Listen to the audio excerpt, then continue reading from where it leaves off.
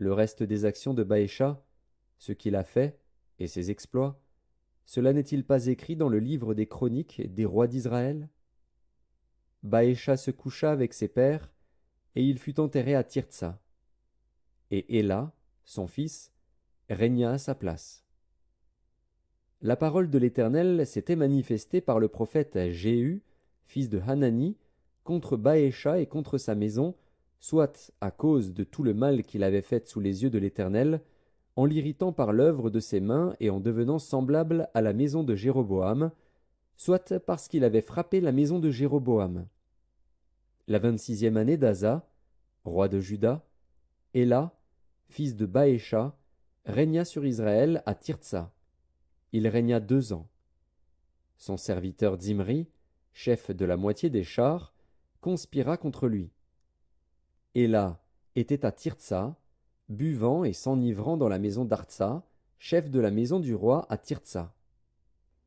Zimri entra, le frappa et le tua, la 27e année d'Asa, roi de Juda, et il régna à sa place. Lorsqu'il fut roi et qu'il fut assis sur son trône, il frappa toute la maison de Baécha, il ne laissa échapper personne qui lui appartint, ni parent ni ami. Zimri détruisit toute la maison de Baécha, selon la parole que l'Éternel avait dite contre Baécha par Jéhu, le prophète, à cause de tous les péchés que Baécha et Éla, son fils, avaient commis et qu'ils avaient fait commettre à Israël, irritant par leurs idoles l'Éternel, le Dieu d'Israël. Le reste des actions d'Éla, et tout ce qu'il a fait, cela n'est-il pas écrit dans le livre des chroniques des rois d'Israël? La 27e année d'Asa, roi de Juda, Zimri régna 7 jours à Tirtsa. Le peuple campait contre Gibéton, qui appartenait aux Philistins. Et le peuple qui campait apprit cette nouvelle. Zimri a conspiré, et même il a tué le roi. Et ce jour-là, tout Israël établit dans le camp pour roi d'Israël Omri, chef de l'armée.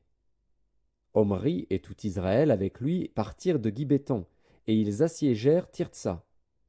Zimri, voyant que la ville était prise, se retira dans le palais de la maison du roi, et brûla sur lui la maison du roi.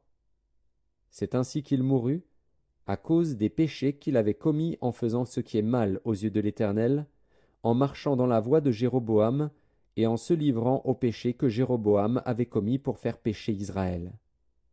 Le reste des actions de Zimri, et la conspiration qu'il forma, cela n'est-il pas écrit dans le livre des chroniques des rois d'Israël? Alors le peuple d'Israël se divisa en 2 parties. Une moitié du peuple voulait faire roi Tibni, fils de Ginath, et l'autre moitié était pour Omri. Ceux qui suivaient Omri l'emportèrent sur ceux qui suivaient Tibni,